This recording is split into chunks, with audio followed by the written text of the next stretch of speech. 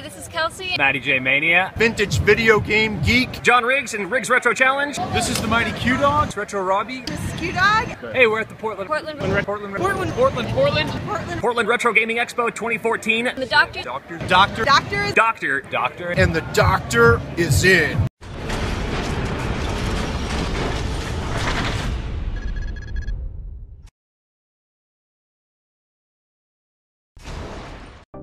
I look forward to the show all year long. It's like my birthday, Christmas morning, and New Year's all rolled into one, and I have such a blast.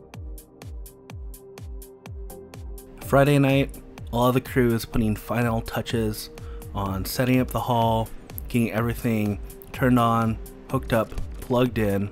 It's quite an undertaking to bring out that many systems and tons of arcade machines. The process actually starts several days before the show actually even starts. I always try to get to setup night as early as I can, get my booth set up. I really enjoy walking around, and Saturday and Sunday are really busy, so it's hard for me to get away from my booth. It's a good time to see what other people have. I get to see my friends that I only see a couple times a year, a lot of the YouTubers, and other people in the gaming community. Now, Friday night, I was actually able to pick up some really great trades that I'm going to feature in my pickups video. I enjoy trading at the show more than having to buy games. I feel like I get a better value and everyone's happy. Even with the extra time, I still only made it to about half the booths. There's so much to see. We have 10 minutes until the horde of attendees comes in, so be ready for that. Have a good show today. This is the largest Portland Retro Gaming Expo so far. I can't stress how important it is to pre-register. Had the most pre-sales out of any expo. Now, this is just one line of people who have tickets to get in. There was another line for will call ticket pickups, and this line just seemed to go on forever and ever.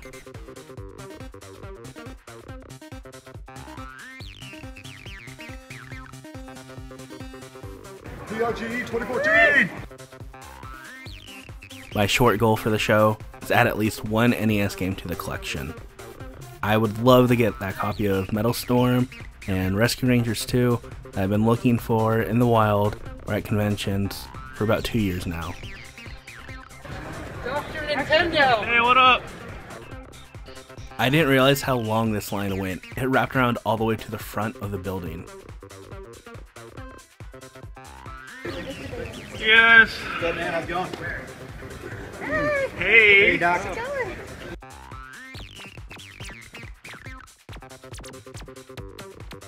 Oh my God, how long does this line go? Morning, Doctor. Hey. I wish I brought my 3DS with me. I left it back in my booth, but you see a lot of people here playing their 3DS, and I actually got about 200 street passes that day. I didn't have enough time to clear them as fast as they came in. I still need to beat Warriors away, but my army is getting to be a few million big. It's me, Mario!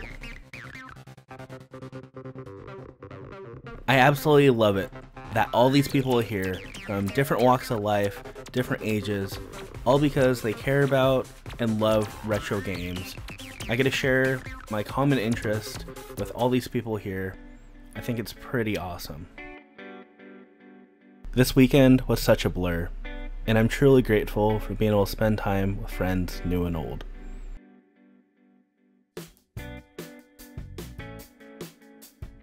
For those who pre-registered, they were able to get into the show hall an hour early, and that's really huge.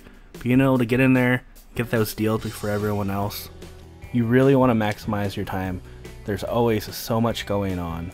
Between the vendor hall, the arcade, all the panels, concerts, there just isn't enough time in the day. Ladies and gentlemen, I'd like to thank you once again for coming out to the Portland Retro Game Expo 2014.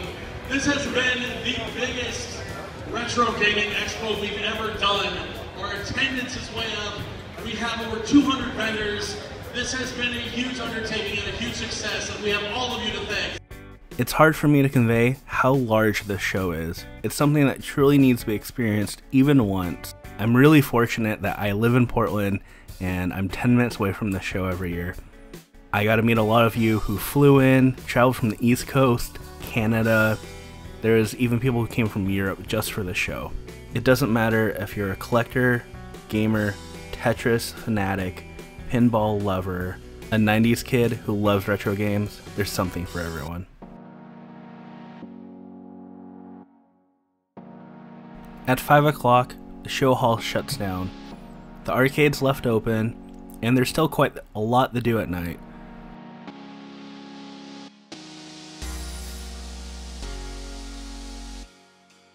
There's free concerts, and of course there's the auction. Here's a quick shot of the auction. Unfortunately, we lost a lot of video. I had a great time, and I even won something, and I'll show it in my pickups video. After the auction, I spent about half an hour in the arcade, played some Killer Queen. It's the world's first 10-player arcade cabinet. 3 win conditions: military, you kill the opponent's queen 3 times; economic, you fill up on food; or the snail victory, you ride the snail all the way home. It's kind of crazy. They have these lovely LCD screens that you play on. Controls are tight, and there's kind of an 8-bit version that was Retro USB's 2014 Christmas cart.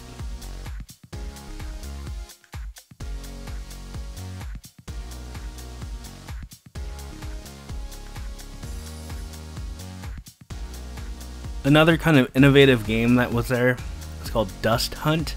To play on Duck Hunt, and essentially it takes the idea of blowing in the cartridges, and that's how you fire.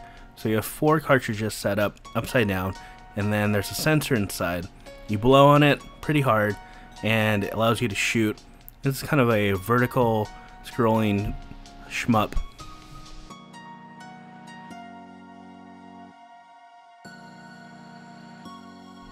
It was lots of fun. I got a little lightheaded. You're moving around quite a bit.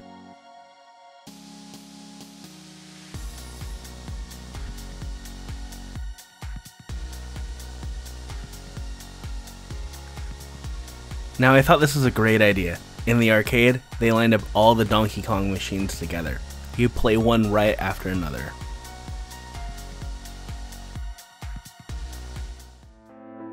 Now, this pink Donkey Kong cabinet they had last year, and I didn't have the chance to play it, but I got a little time in, and it stems from the idea is that you're Pauline, and you go to save Mario.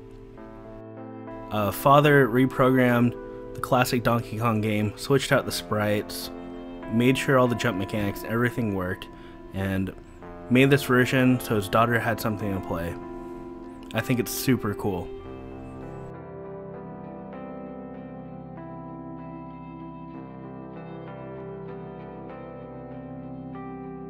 This free play arcade is massive. I feel like I never have enough time to play all the games I want to. Ground Control brings a lot of these games in, but a lot of people also donate their machines for the weekend. They risk damage and hurting their machines, but they bring them in so other people can play them, so other people can enjoy them, and continue this great hobby. We rounded out the night talking to some local YouTubers and left by about 11, so about an hour before the show closed. I know in the past a lot of people go down the Ground Control just to hang out, but I was so tired I had to go home and get just a few hours of sleep. Next year, I will be sure to bring more bananas and energy drinks.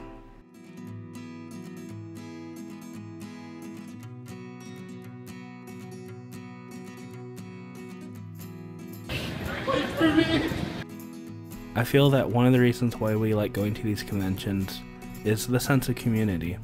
Gaming before it was retro meant actually having them play with someone in the same room. Whether you were sitting on the couch, the floor, or in the basement, you were playing a game with someone. The retro gaming community is filled with a ton of really nice people, and I really enjoy going to these events. I always end up making a lot more friends. People are excited to tell you about games they haven't seen in 20 years, or tell you about this hidden gem that you might not know about. I get to see the same core group of people at conventions a couple times a year. It's always exciting to catch up and see what they've been playing, what they picked up, and just to spend some time together. One of my favorite events always is the Tetris World Championship. This was the 5th year of the tournament, and they're shooting another documentary. A lot of you saw Ecstasy of Order. A lot of those Tetris Grandmasters return every year to compete in the Tetris World Championship. Being the 5th anniversary of this tournament, it seemed only fitting that Harry Hong faced 4-time champion Jonas in the finals, and this year Harry finally won. The level of play has come a long ways, and in the top 32 had a player get a max out just in the tournament. Perhaps one of the greatest pickups, Mrs. Doctor found real ices. These are actually really hard to come by nowadays. I've only been able to find them about 2 or 3 times out there, versus 7 DuckTale 2 carts that have gone through my hand. The slushies! The best slushies! You need to come here for the slushies. We're gonna get some more? More slushies tomorrow. 2 those slushies. Those slushies.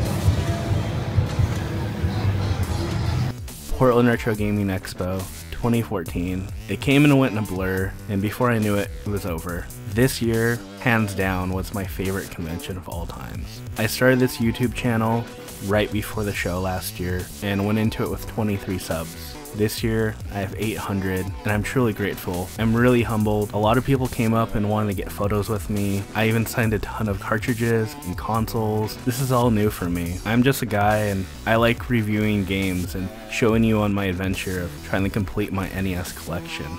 For everyone that came by, said hello, stopped and took the time to talk with me, you guys really made my weekend. I hope you enjoyed watching my Portland Retro Gaming Expo 2014 video. My next video is going to be all my pickups. Make sure you're subscribed so you don't miss anything. We're now on Facebook and Twitter. And always, I'm the Doctor. Thanks for watching. You might need to be even louder. Alright. Alright. Hey, this is VintageVideoGameGeek, and the Doctor is in! What, looking at you? How was that? That's You just awesome. ruined that kid's Donkey Kong. Sorry. Man, just kidding.